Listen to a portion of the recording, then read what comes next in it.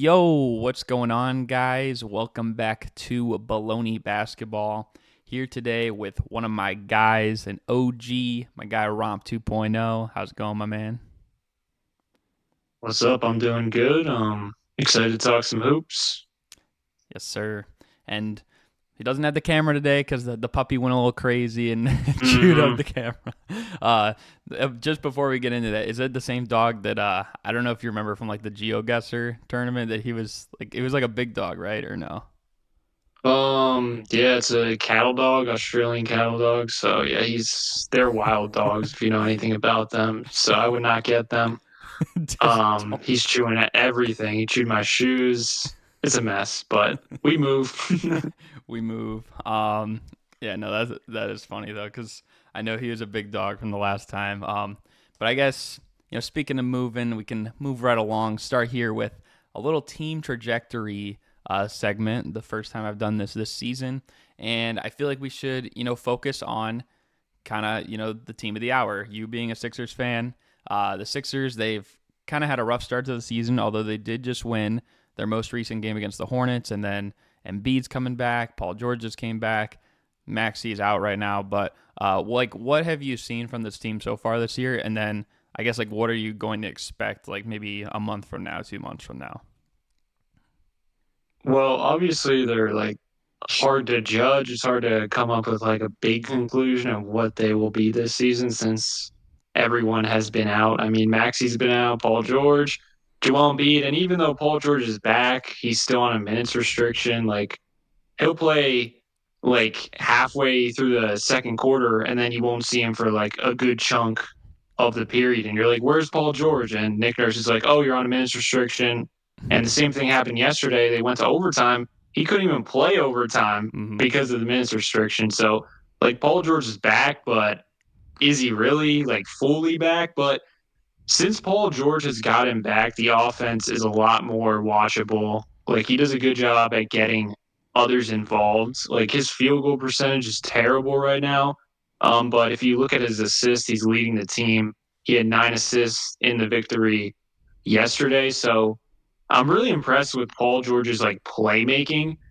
And Paul George is like being very like he's passing to the open guy. If there's an open guy he's passing, he's not being very aggressive. So it feels like he'll be a great third option next to Maxi and Embiid because he's deferring a lot in a situation where he's the number one guy right now because Maxi and Embiid are out. And in terms of the role players, Caleb Martin has been pretty bad from three, but he's flashed as a defender. And he just seems like a winning role player. He's not going to, make every 3 pointer. He's not going to provide the best spacing, but he does those little things that that are more valuable when you have a full team. Drummond's been terrible, which is kind of annoying, but hopefully if you put him in a bench role, he's a little better. Now the guy who I love, I've fallen in love with, Yabusele is an elite role player, Yep. and he's going to be huge for the Sixers. Those are my main takeaways right now. Yeah, I think it's big that you mentioned him because it's crazy how it's like a guy who, really in the Olympics kind of saved his career, like he kind of got that second chance because of what he was doing there. And he's really been one of the shining points for them. I know I think so far for the people in the Sixers main rotation this year, I think only three guys are shooting above 34% right now, but he's one of them and he's been shooting really well. So I think that that's a huge plus, especially uh, it's so weird because I feel like nowadays you kind of need a guy like that that's a bigger forward that can maybe guard guys who are fives. So I'm thinking in a playoff matchup, I feel like he could maybe he's not going to shut down a cat, but he could hold his own against a cat. He could hold his own against a Bam or some of these conference rivals. And then same thing kind of on the perimeter when you have guys like Caleb Martin. I know Jared McCain has played, I would say, a little bit better than Kyle Lowry so far, but I think that both of them have still played impressive enough. Jared McCain is coming out, as a rookie like this, and then for Lowry, it's I feel like last season was kind of it looked like it was kind of gonna go downhill for him, but so far he has stepped up with people being out. So I feel like if Embiid comes back, you know, obviously the team is much better when he's there, and I feel like maybe it'll make things a little bit easier for guys like Paul George too. Um, and then I know you said Drummond hasn't really played all too well. It'll relieve some pressure off him. I think same thing with Oubre because I know he hasn't really shot the ball too well this year. Like, I mean, we'll see how it goes because I do think some of their games have been close. I think they lost a close one to Phoenix, and then they Mhm. lost. I forget they lost one. I think it was like one of the first three games as well. It was like really close, but yeah. Yeah. Um, there's always like stints where it just seems like they can't score the basketball, and that's because they're missing Embiid, and that's really when they just lose the game. Like they'll be able to stay in it against the Lakers, they stayed in it, and then like late in the second quarter when it was about to end, they just ran out of gas, and it could have been like a 2 point game at halftime, but it Mhm. expanded to an 8 point lead, and then after half, it was they just kept going. The Lakers kept pushing and pushing. So there's just like little 5 minute stints where the Sixers offense can't make anything, and that always kills them. Like it's coming, and that's exactly what happened in the Phoenix game. Like it was neck and neck all the way, and then in the biggest moments, that stint where they just play bad basketball, they miss open shots, they let it affect them on defense. It came at the wrong time, and of course, the other side they had Kevin Durant, so it was like, what are we gonna do? And it was Paul George's first game back, so he was rusty. I would have liked to see, Tyrese Maxey take that game-winning shot, even with Embiid there. I feel like he should be taking the last shots, or he should at least be in the action. Mhm. So that'll be something to watch going forward. Who's the guy in the big moments?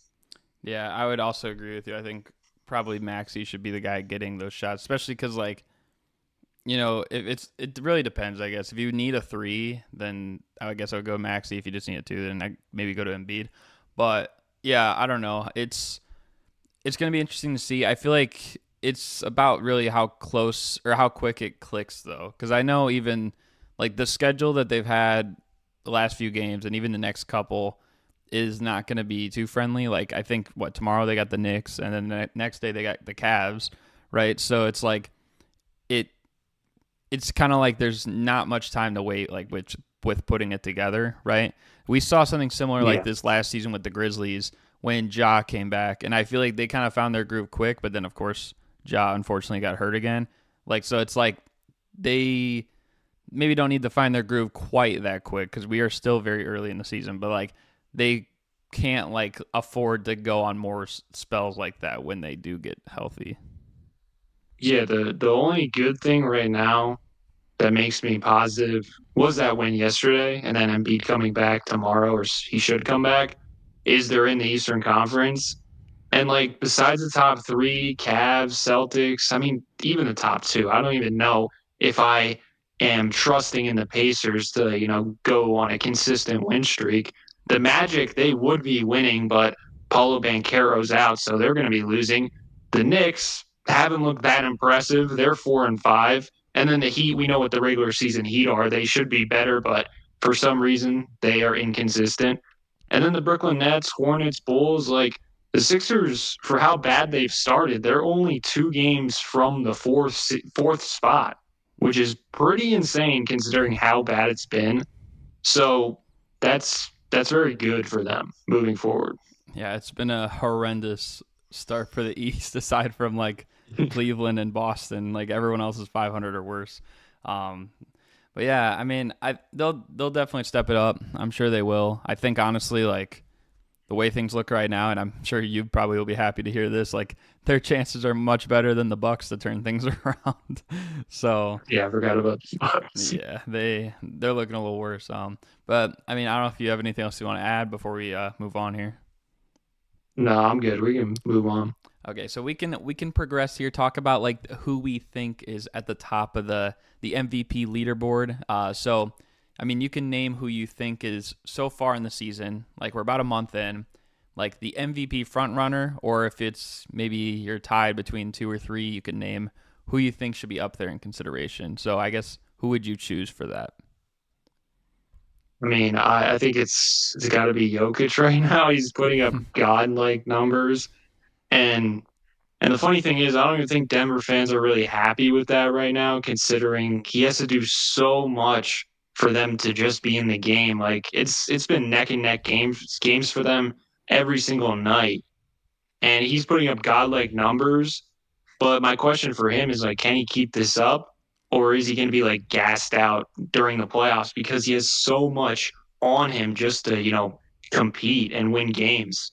But other than that, I think Anthony Edwards is a low key guy for me that hasn't gotten like enough mention because if you watch like the victories of the T Wolves, he has so much on his plate offensively, and it's not really like the most beneficial ecosystem. Like the spacing is iffy and things like that.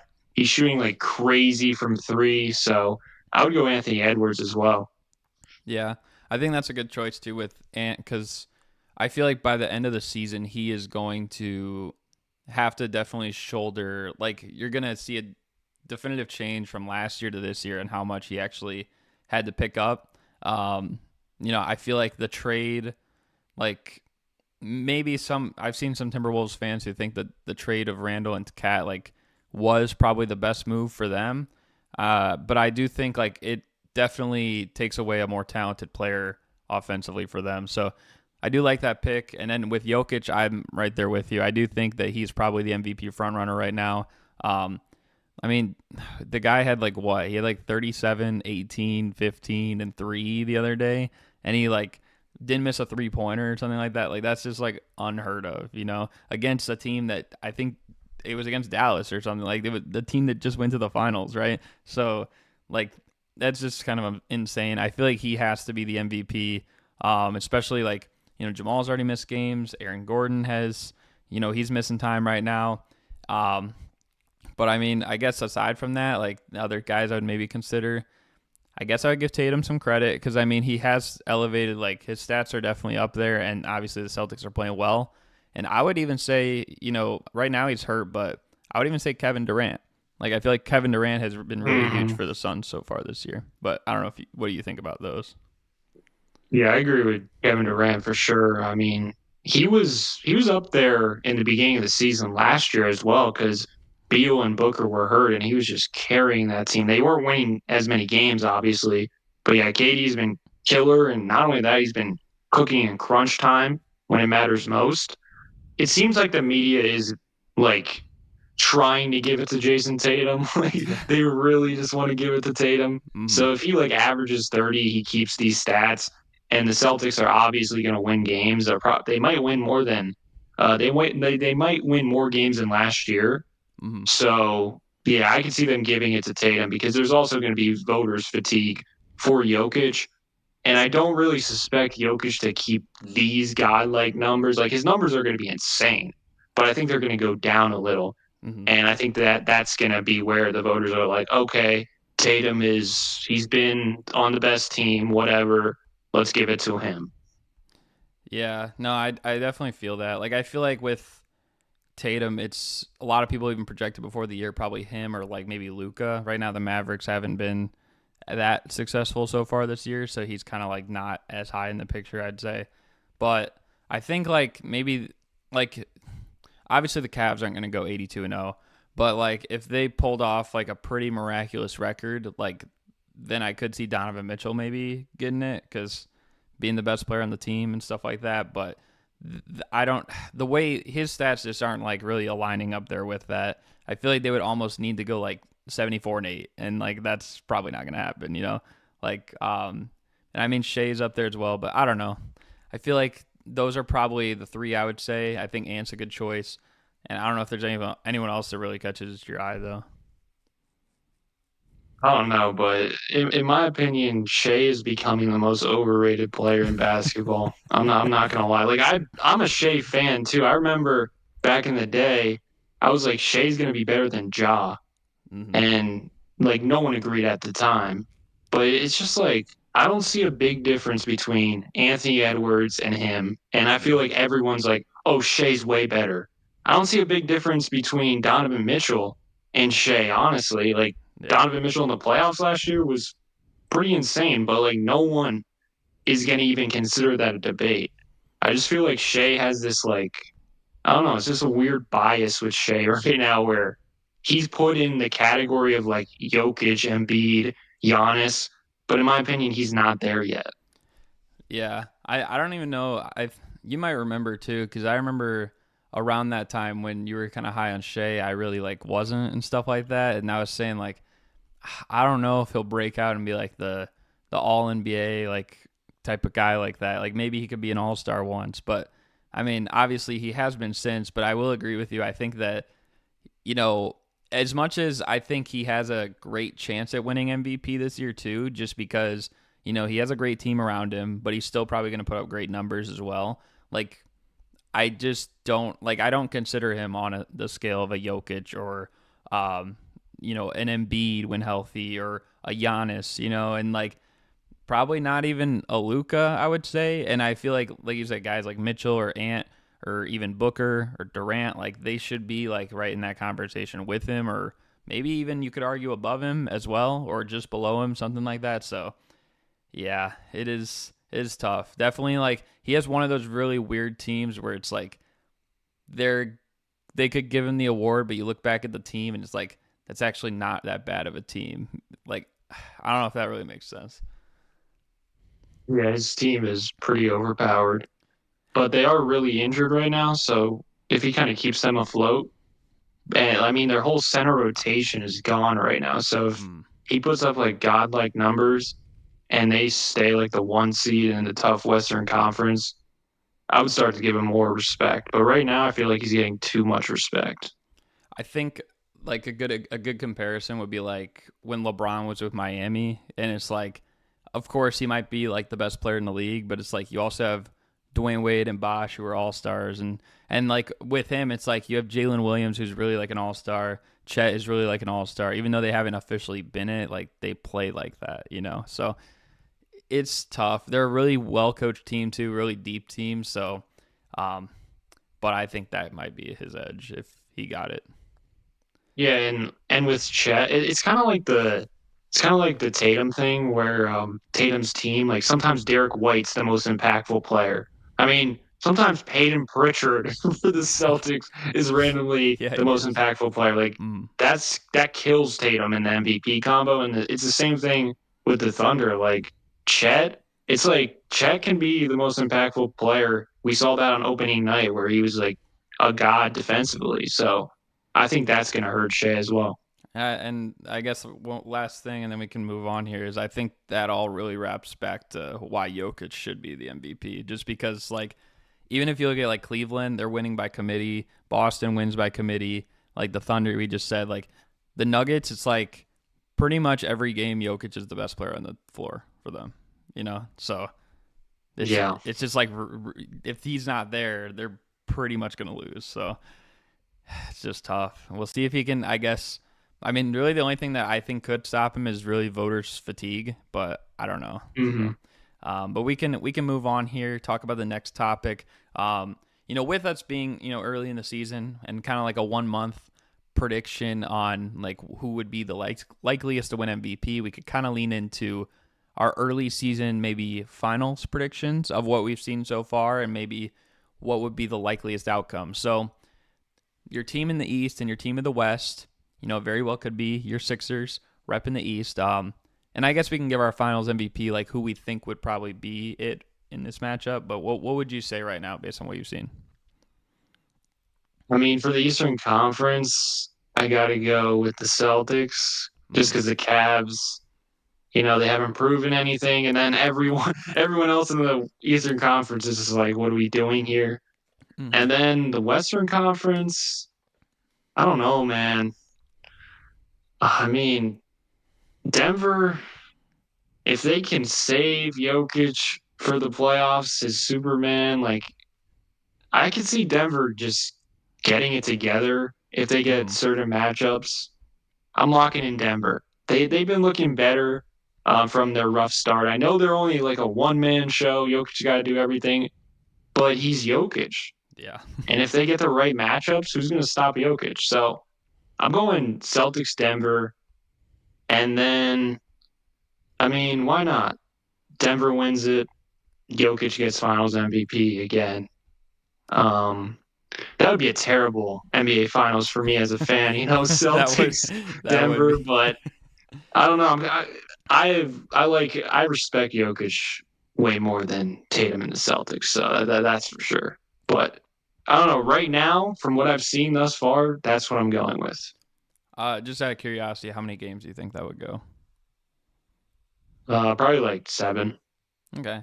Yeah, I mean, it's pretty likely, I would say. I'm not gonna lie, I really thought Denver was gonna get there last year, and I feel like Minnesota just had a great team for them, and I feel like they don't have maybe the same team combated to stop them necessarily. Um, since they made the trade with the Knicks, but that's still going to be a competitive series if they match up. So I could very well see Denver. I would probably also say the Celtics in the East just because like they are the most proven team, and there's only two teams that have played really well so far. Um, but I guess just for the fun of it, I will say the Cavs just because they are 11-0. And Denver, it is possible. I still do think OKC will probably get there, and I do say that because Jokic is definitely the best player in that series, but I just think OKC has a lot more surrounding talent around Shea than Jokic does with Denver, and especially if Jamal Murray hasn't maybe fixed his game in the playoffs from like 2 years ago he was fantastic, right?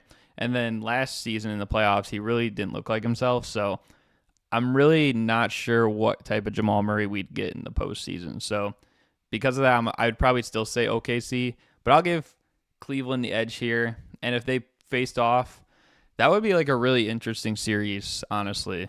I really don't know who would win.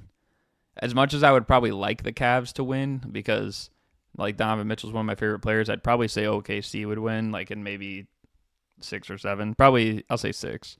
But yeah, that would be quite an interesting finals matchup. But if Jokic did manage to go all the way and win finals MVP, like that would be one of the runs of all time. Yeah, I think it would take a trade deadline move. I don't Mm-hmm. know who for, but I think maybe like a Cam Johnson. I don't know if that would move the needle, but they definitely got to make a move just to make their depth a little better. And hopefully Jamal Murray gets healthy or looks better than he has looked. But I do like Russell Westbrook when he starts and he has like the ball in his hands so far. I like that. But like when he's in a bench role, he's just not going to be good most of the Mm-hmm. time. But when he starts, he's proven like he's still a solid player. Yeah. It was the same thing for the Clippers. Like his averages in the playoffs when he was the main ball handler and even before Harden came, like he was putting up some good numbers. Right. Yeah. I mean, he has definitely played they went 3-0 when he started, and then I think his numbers were like he was averaging like 18, 19 points a game or something in those. Like that's huge compared to like when he was coming off the bench. Like so crazy how like the first 5 games he looked like the worst player in the league, and like it's like he needs to retire, and then like the next 3 games he looked like better than Jamal Murray starting this season so far. So it's I don't know. Like there's just a lot of up and down with the Nuggets. If they're up at the right time, I mean that's really what the playoffs are all about. But um yeah, I don't think I said too. I feel like for a Finals MVP, like with OKC and Cleveland, I could see honestly like someone like Jalen Williams winning that. To be honest, I think I might actually pick like that if they did match up. To be honest, so That'd be good. yeah. So we can move on here and get to some of the more fun topics to round out the show. So what I usually do every episode this season, I've been doing an honor of the week. So kind of just talking about one former NBA player, and I usually pick someone who had like a birthday like within the week of when I'm posting it, Mm-hmm. and it'll definitely be someone and you can talk about them in a good way, you can talk about them in a bad way, however you really want to talk about them, but you'll have 1 minute and you can just however you want to talk about them, you can go ahead. So, are you ready? Mm-hmm. All right. So the player I'm gonna give you is LAMAR Odom. Lamar Odom. Yes. I mean, you can remember him for all the wrong reasons. He was definitely in them drugs. Nice lefty. Um, when he was, on the court, he was a very solid role player, very elite role player. I like lefties. I do. I wish I was a lefty because I don't know what it is, but when a lefty shoots, it just looks way better than a righty. Yeah. He gives me Michael Beasley vibes as well. I'm just like thinking of Michael Beasley right now. I don't know why, but yeah, Lamar, he's good. I like him. That's really all I have to say. I don't have much. Yeah.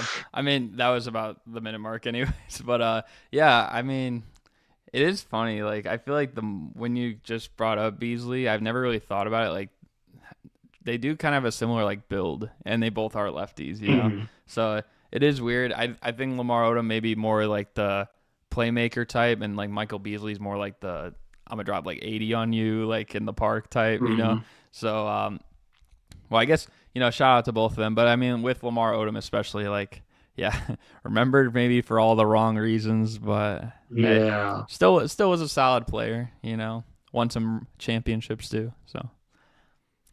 Um, but yeah, we can move on here to the mini game. Close out the show, round things out, and of course, it's the Rose Gold Trivia mini game.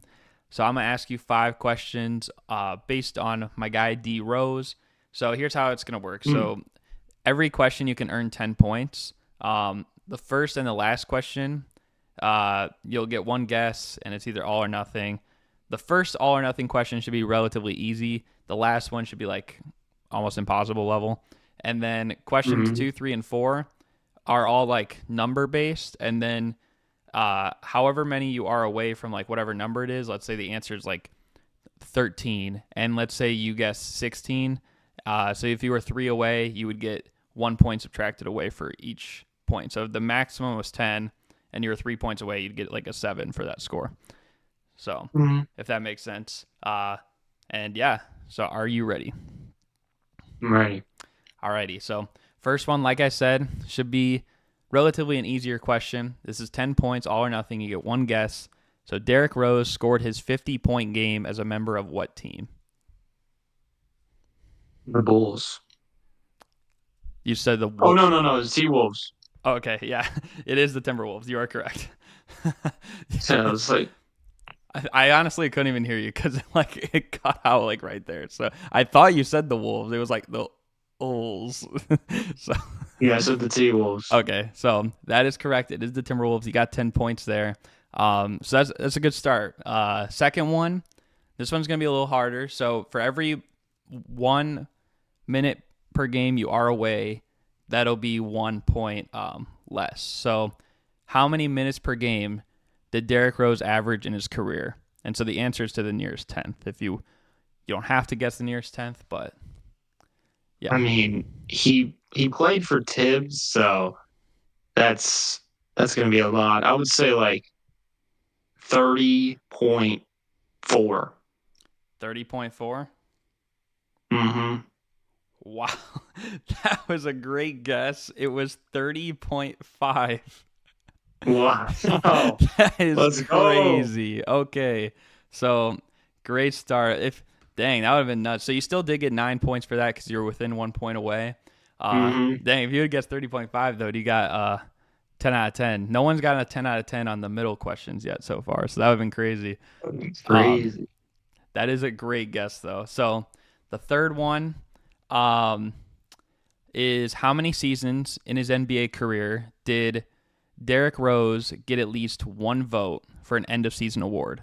So that could be MVP, Rookie of the Year, Sixth Man of the Year, Most Improved Player, anything like that. Like how many seasons was he like? Did he get votes for any of those? Probably 8. You guessed an 8. 8.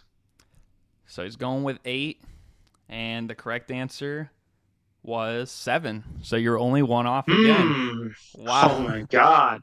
So that is another 9 pointer right there. That's really good. So I like that. you're sitting at 28 points collectively so far. Got 2 more questions.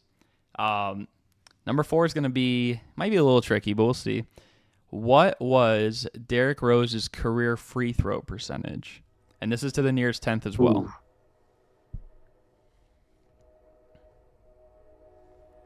Probably 79.2. So you're going 79.2? Yeah. Okay. So it is not 79.2, but that is not a bad guess. It is 83.1. So Okay. you were 3.9% away, which is good because if you were just another extra tenth of a percent away, that would have been one less point. You still got 6 points for this one. Okay. So not bad. Not bad. You're sitting at, I believe you're sitting at 34 points of 40 possible right now, which is good. But the last one is going to be an impossible level question, so we'll see if you can get this. Are you ready? Yep. So now you don't need the year. I just need the month and the day. What day is Derrick Rose's birthday? November 6th. Going with November 6th? Yeah. Okay. It's not a bad guess, but it is not November 6th. It is a fall type of month. It was October, and it was early in the month. It was the 4th, October 4th. So, Tough. of 1988 as well. So, just to be specific. So, he is 36 years old. But that might be a question for another person. So, overall, though, I mean, you actually kind of rolled through this and did pretty well. You got 10 on the first one, 9 on the second, 9 on the third, 6 on the fourth. So you got 34 of 50 total points, and that's the top score so far of the season. So how do you feel? Let's go. I feel really good. Yeah, you know your D Rose stuff. So Mm-hmm. that's good right there. Definitely respect that. It's a shame he was never wearing a Sixers jersey. Yeah. Um, It is what it is. it is what it is. But yeah, I thought overall, I mean, it was a pretty good episode. Pretty, it wasn't too long, short, sweet, and to the point. Hopefully you guys enjoyed, and if you did, be sure to like, comment, and subscribe. You got anything else you want to say before we wrap it up? Thanks for having me, and hopefully the Sixers turn it around. And shout out the Bulls. Yes, sir. Shout out the Bulls. Somehow we're actually doing better so far this season when it seems like our expectations should have been through the ground. But yeah, I'll have all Romp stuff in the description below, so you guys definitely be sure to check them out. I'm sure most of you guys know them by now, anyways. So, but yeah, again, hopefully you guys enjoyed. Thank you guys for watching, and we're out. Peace.